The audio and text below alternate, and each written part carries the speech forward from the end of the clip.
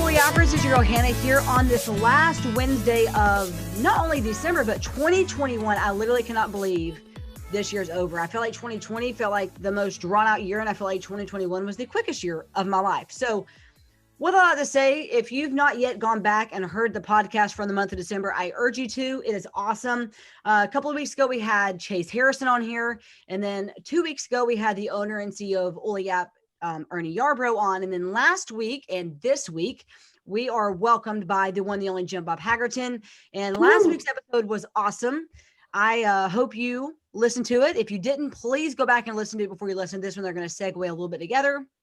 But Jim Bob and I talked a lot about emotional, support and what that looks like for the holidays. And this week, we're going to talk a lot about the new year, focusing on some personal goals. We're going to share a few from each other. And then Jim Bob's just going to do his thing and encourage you to be inspired to find the best you yet. So Jim Bob, how are you today?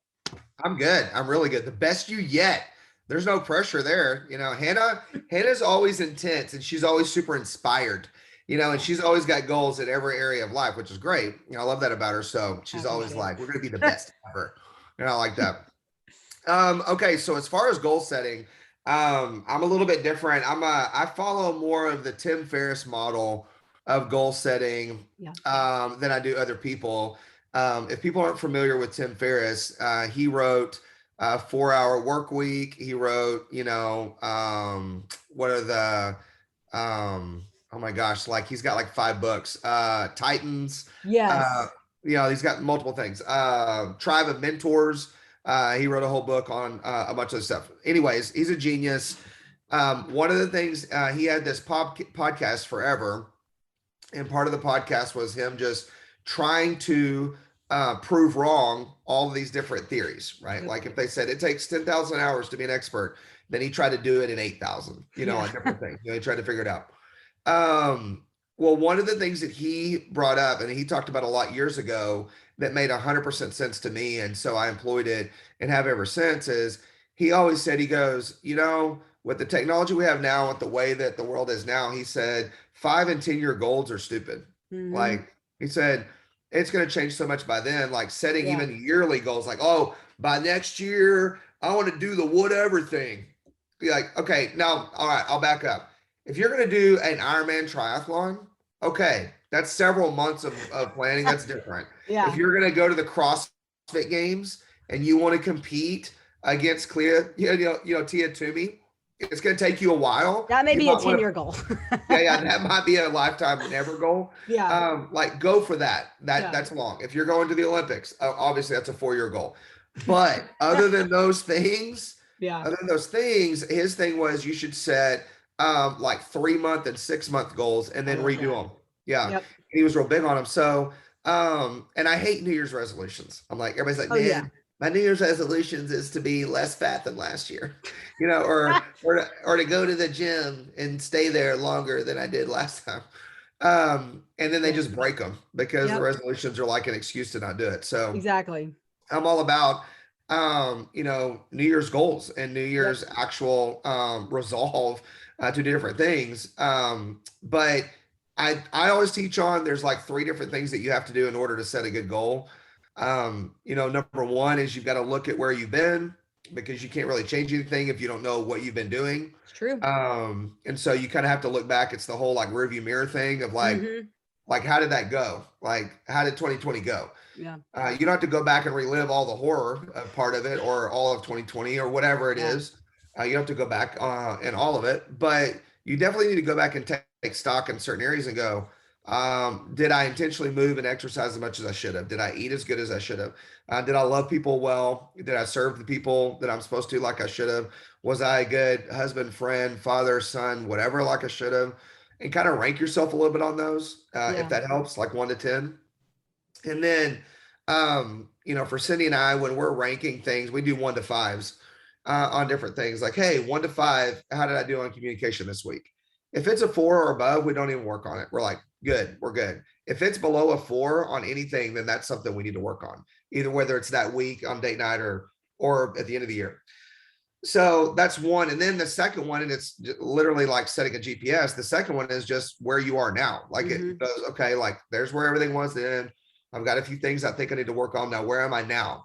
How much do you weigh right now? What are you doing right now? Where are you at with your, your split jerk right now? What is your hanging cleans right now? Whatever. What are your numbers? Like where are some of your metrics right now?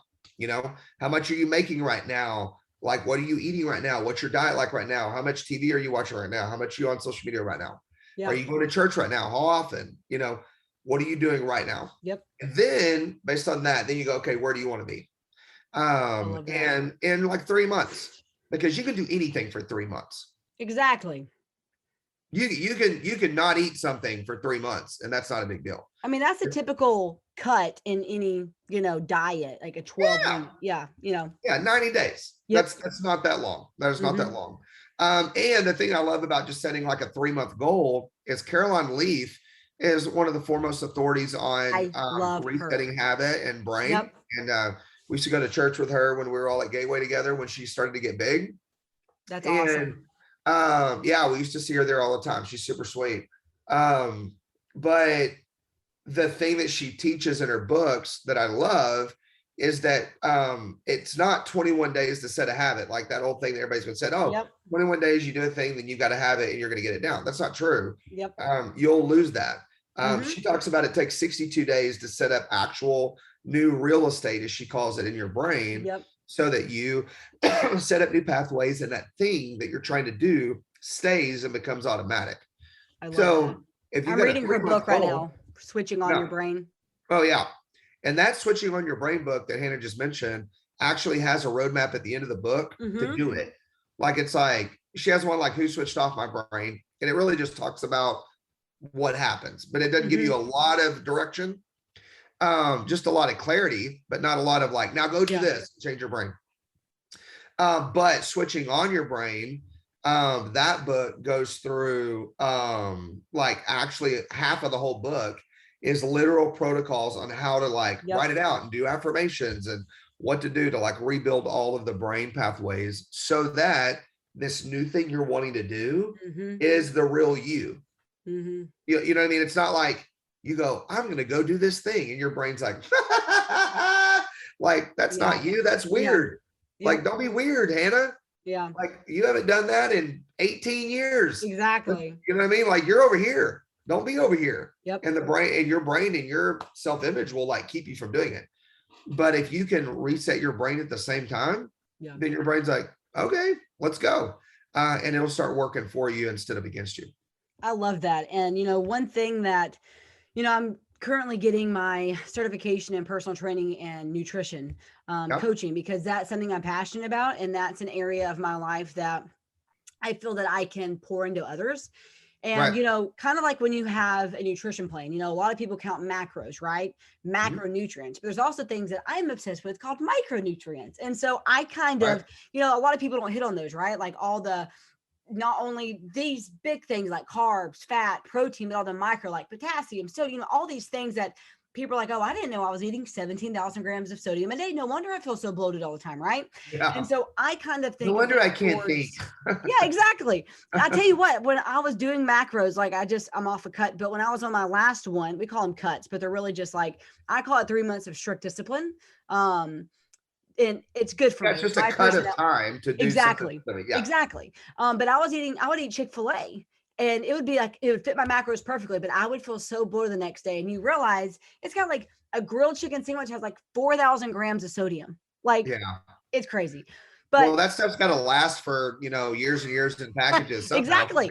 Especially with, but I'm trying to keep my goal setting like macronutrients, which are their bigger goals, but I have micro goals for those macro goals. For example, one of the things I want to do next year is run another half marathon. So some of my micro goals are, let's run a 5K in February. Let's run a 10K in April. Let's run a whatever, and those micro ones get me to my macro ones, which in essence, my smaller goals will help me feel successful along the way. I will, Lord willing, not give up, and it will help me make it to, and have my goals Yeah. Achieved.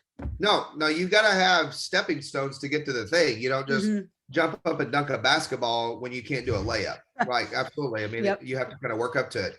But your example works well for people who are already pretty proficient at stuff. Like you're like, I want to run another marathon. And everybody that hears that goes, another, like, okay. Like, well, that's awesome. Look at you. Like, look at her. She's like, so awesome. And it's so cool. So half the people are like, man, I would love to just like run, to the end of the road. Like, that would be awesome. So here's a guy that I love for that side. Like on yours, yes, you're literally going, okay, I want to run a marathon. And then I'm going to start with that I'm going to run a marathon by August, whatever. And then I'm going to work backwards and go, okay, so what do I need to do, monthly, weekly, daily, leading up to that, what I need to do diet wise to map it all out so that I'm doing things I would normally do anyways, but it's ramping up to where by the time I get there, it's just a natural progression of I'm like, oh, look at us. We're at the marathon, and you just run it. Right. Yeah. That's what you're doing on goal setting. But most people are at the point where they're like, I should do something physical, and I haven't. And they don't know how to get that done at all. And their brain, there's like literally blankness. So there was a guy, I did a whole kind of not really a book club, but during COVID, I just was like getting on and talking to people online and I didn't teach anything really intense because I didn't really think people cared because people were so freaked out, and it was true. Yeah. And so one of the things I did is I had like Jim Bob story hour, right? Like, I got a book and we just went through it. And one of them I did that was really good. It's called Tiny Habits by BJ Fogg. And he goes through Atomic Habits is another one's very similar to this. But Tiny Habits by BJ Fogg, he goes through and he teaches you like, okay, if your goal is to go run a marathon or a 5K or anything, he's like, well, first of all, we've got to actually go run. Yeah. So what do we do to set it up to where it is natural for you to just do it? And so you set up tiny habits. And so he does a thing where you go, okay, every morning, right after you brush your teeth, you're going to set your running shoes by the place where you brush your teeth. Yeah. And when you're done brushing your teeth, you just put your running shoes on. And that's it for a week. Just put them on. You don't even go for a run. You don't even go for a walk. You just put on your running shoes. Then the next week, you brush your teeth, you put on your running shoes, and you walk a quarter mile and back. And you do that every morning. And it basically, he builds on these things and he has these anchors and these hooks. Like the last time you tap your toothbrush against the sink, that's your cue to do this and you do this next thing.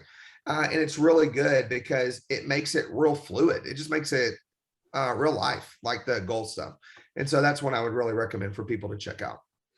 Well, Jim Bob, as always, thank you so much for joining us. I love what you had to say on every part of it. And, it's exciting because I feel like as you get older, you realize how, you don't even have to wait until the new year. You can start any day of the year, just make one decision that can change your life. But I think it's so important that as we end 2021, that we do look back, like you said, you look back in the rearview mirror, you see where you are now, and then you see where you want to go. And different personalities will have different tactics to set goals and how they set them. But the point is that just look at how you can better yourself in any area of your life and just make a commitment to do one thing, even if it's just one thing on January 1st, like what's one way you can make your life better. Yeah. And I love that. I mean, you just pick one thing that's going to make a difference and try to pick the one that makes the biggest impact, that makes the most dominoes fall. That's it. And then just be consistent. Yeah. Consistency is key. Yeah. Jim Bob, you're awesome. I appreciate you so much. You're awesome. All right. See you guys. Bye, y'all.